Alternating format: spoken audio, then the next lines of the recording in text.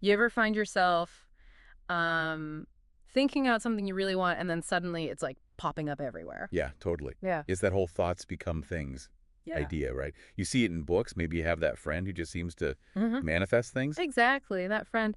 So what's really going on there? What's the actual mechanism behind it? That's the big question, isn't it? And today, that's what we're diving into, the science behind thoughts becoming things or manifestation. Okay. We want to go deeper than just the surface level stuff and see if there are, actual scientific principles involved. Right. Okay. Manifestation. It's definitely a buzzword. So, for this deep dive, let's nail down a definition. What are we really talking about?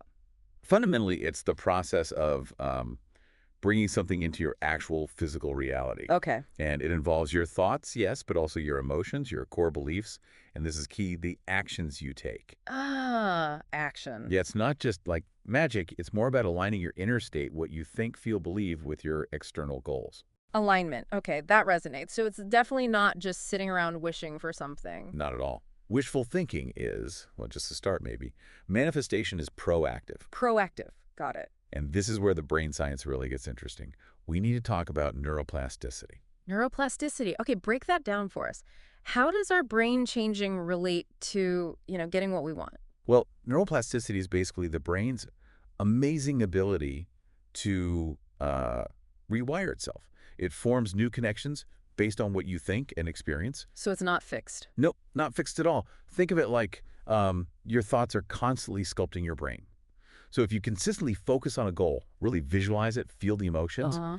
you're literally building new neural pathways. You're making that goal more real inside your brain. So focusing on something repeatedly can actually leave a physical mark in our brains. That's pretty wild. It really is. And that connects directly to the next piece, hmm the reticular activating system, the RAS. The RAS.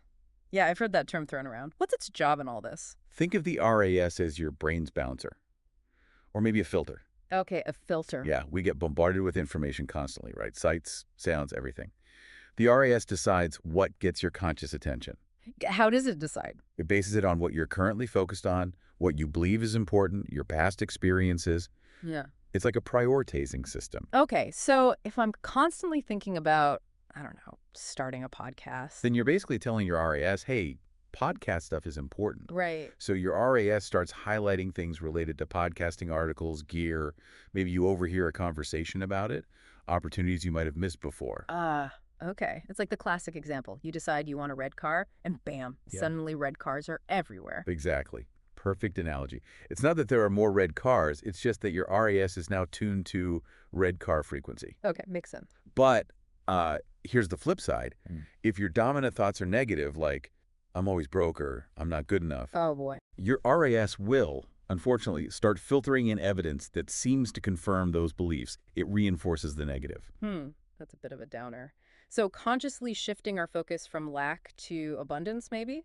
From problems to solutions, that can actually retrain the RAS. That's the idea. By intentionally focusing on growth opportunity, what you do want, you can recalibrate that filter, make it a potential detector instead of a problem magnifier. Okay, brain rewiring through focus, RAS filtering. Now let's shift gears a bit. The sources also talked about energy, the quantum field. That can feel a bit out there for some folks. How does that fit in? Yeah, this is where we venture into, let's say, quantum perspectives. The basic idea from physics is that everything fundamentally is energy. Everything, like this table, my thoughts. Essentially, yeah. Everything vibrates at a certain frequency, and the principle here is that energy attracts like energy. Similar frequencies resonate. So the vibes we put out, they actually matter on some energetic level. According to this perspective, yes. When you genuinely feel the emotions of having what you desire, gratitude, joy, excitement, as if it's already here, you're essentially broadcasting that frequency. You're becoming an energetic match for that reality. That reminds me of Dr. Joe Dispenza. His work came up, right? Combining intention and emotion. Exactly. Dr. Dispenza talks a lot about combining a very clear intention, knowing exactly what you want, with elevated emotions. Elevated emotions like Gratitude, love, joy, excitement, things that feel expansive. He suggests that when your thoughts, the intention, and your feelings, those emotions, are aligned and coherent, coherent. Okay. you send a much stronger signal into the quantum field. You can think of that field as this sort of underlying potentiality where everything exists as possibility. And it's not just our brain involved, is it? The sources mention the heart, too. Oh, absolutely critical. Research from places like the Heart Math Institute shows the heart's electromagnetic field is way more powerful than the brain's. Really? How much more? Something like 60 times greater amplitude, electrically, and Mhm. even more magnetically. When you achieve what they call heart-brain coherence, Heart-brain yeah, coherence. where your thoughts and feelings are synchronized, centered in that heart energy, you radiate a much more powerful, focused signal. Positive emotions actually create more orderly, coherent heart rhythms. Wow. So it's a whole body thing. Mind, heart, emotions, all aligned. Okay, so shifting from energy to psychology. Mm. What about our beliefs, our identity? How does that play into manifesting? This is huge, absolutely crucial. You can visualize all day long, feel amazing, but if deep down you believe you don't deserve it, Ah. or if your fundamental identity, your self-concept, clashes with that goal, you're likely going to sabotage yourself, unconsciously, usually. That makes total sense. Trying to manifest success while feeling unworthy inside. It's like driving with the brakes on. Exactly. The subconscious mind is incredibly powerful. If you're trying for abundance but have deep-seated scarcity beliefs from childhood, say, Right. guess which one usually wins? The old beliefs, probably. So how do you deal with those? How do you change those core beliefs? That's the inner work. It's not just about getting stuff. It's often about becoming the person who can have that stuff. Right. Practices like journaling are great for exploring thoughts. Visualization helps imprint the new reality. Meditation can help you access those subconscious layers. So repetition is key. Definitely. Consistent repetition helps challenge the old neural pathways and build new ones. You're literally reshaping your self-image, your identity, to align with what you desire. You start to believe it's possible, that you're worthy of it. Okay, so we're aligning thoughts, energy, beliefs, identity. But we can't just sit there, right? No. The sources hammered home the need for action. Yes, absolutely critical. This isn't passive wishing. Action is essential, Hmm. but specifically inspired action. Inspired action. Tell me more about that. What does that feel like? It feels aligned. It's not forced effort or grinding away out of obligation. It's more like an intuitive nudge, an idea that excites you, an action that feels light and energizing. Can you give examples? Sure, it could be a sudden urge to call someone you haven't spoken to in ages, or feeling compelled to click a specific link online, or just deciding to walk into a certain shop or attend an event you weren't planning on. Small things, maybe. Often, yeah, they seem small, but they create momentum. They open doors you couldn't have foreseen. It's different from, say, forcing yourself to go to a networking event you dread. I love that analogy from the source.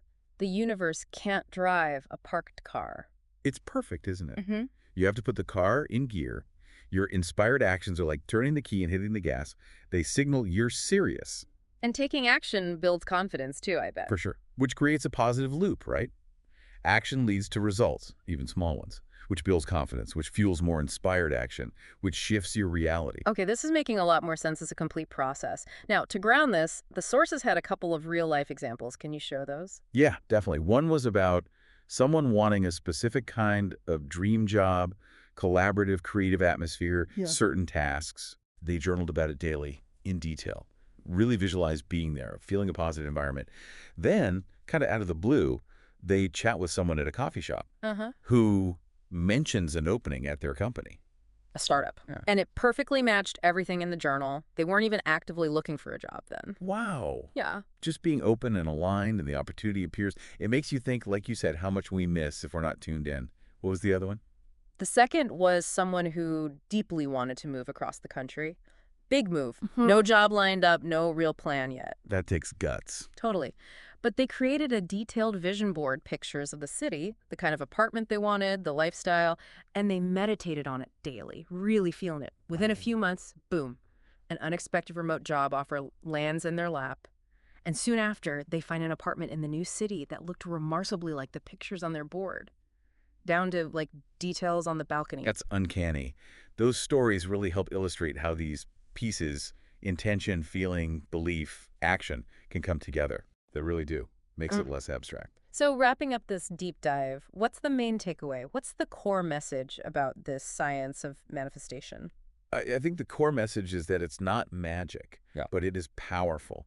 It's this dynamic interplay between your mindset, Your thoughts, your beliefs, You're right. your energy, the emotions, the heart coherence we talked about, and then your consistent inspired action. It's about creating from the inside out. Inside out. And that idea that our outer world reflects our inner world seems pretty central. Exactly. If you want to change what's outside, the work really starts inside, examining those thoughts, feelings, beliefs. So, a final thought for everyone listening. Just maybe. Take a moment today to really consider the power held within your own thoughts and feelings. What reality are you currently cultivating with your inner world? And perhaps more importantly, what's one small, inspired action you could take today that feels aligned with the reality you truly desire? Something to ponder.